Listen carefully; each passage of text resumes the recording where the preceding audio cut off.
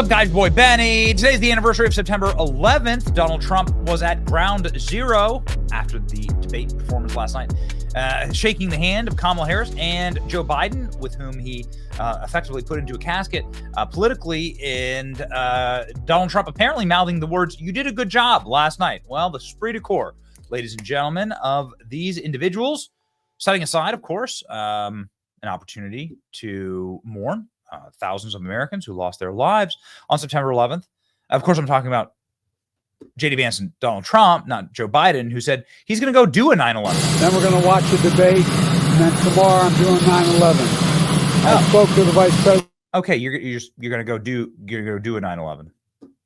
You can see why they cheer President Trump when he goes to New York. You can see why this is what it looks like when Donald Trump went and visited the New York Police Department earlier in the year. You can see who's the people's favorite here.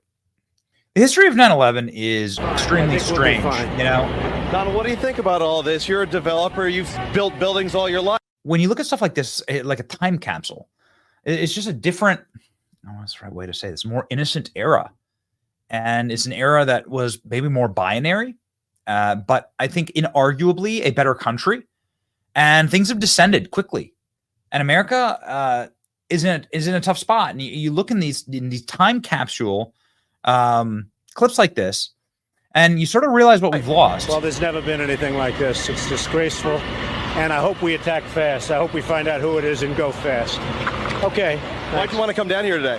I have about 100 men working down here, so just to spur them on. Hi, folks. Hi, folks. So this is President Trump walking down, of course, before he was president, more than a decade before he was president, walking down to ground zero. This is the way that a leader behaves. This is the way that a coward behaves. You know, in the era that Trump is talking about, this wouldn't be allowed, right? This wouldn't be possible. You'd have to resign as a president if you were caught looking at your watch during a dignified transfer. But we have decayed, sadly, as a culture, and we don't have the same standards that we did, and it's bothersome.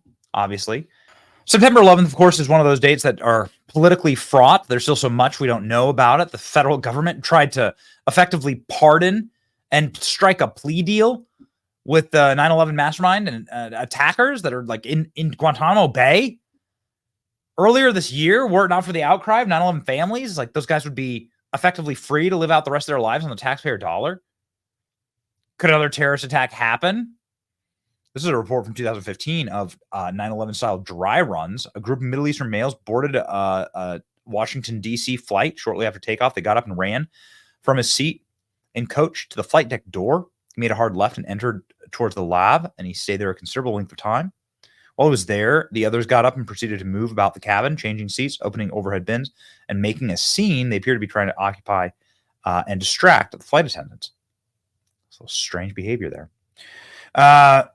Somebody else saw strange behavior in the lead up to September 11th, and we thought it was worth revisiting here because it's just such a, again, just much like all of the clips from those times, vintage and an insight into, a different America.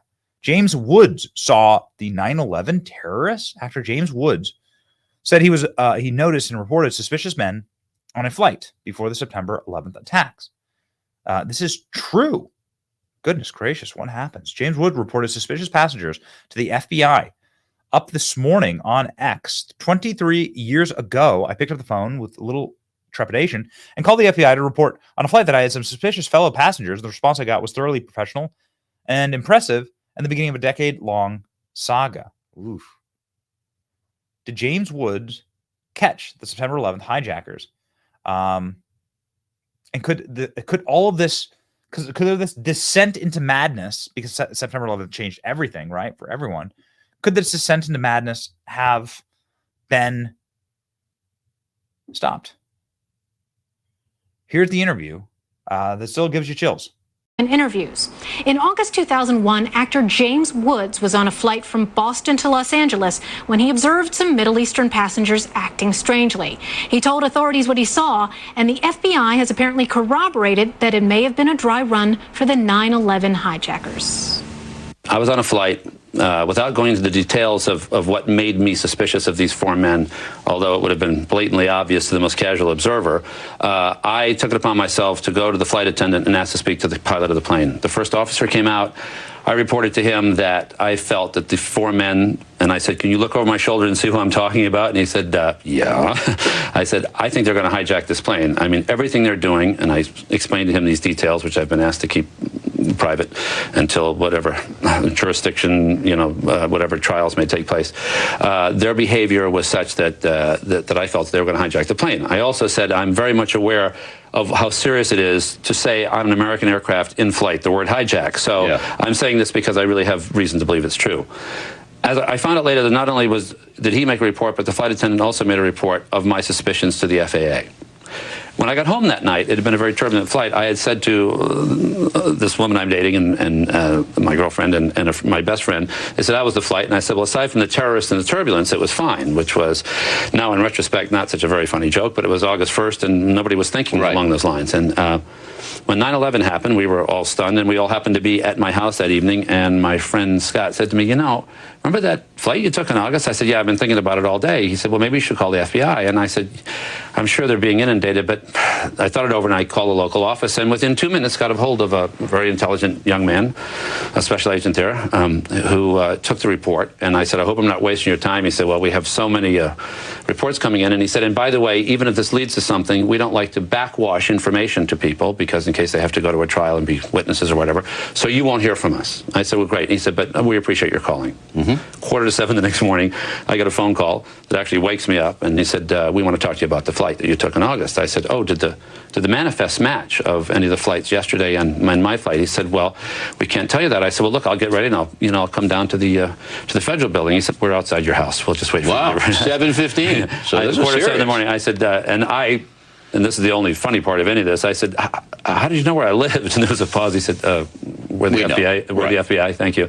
So they came in, and I said, look, I'm dying to know, were these the guys? And he said, well, we've had 36,000 tips in one day, and there's 2 of us, and we're going to be at your house all this morning, so you can do the math, but we can't tell you, So since then, I have identified for sure 2 of them as 2 of the terrorists, who actually were not on Flight 11, but one was on Flight 175 and one was on Flight 77.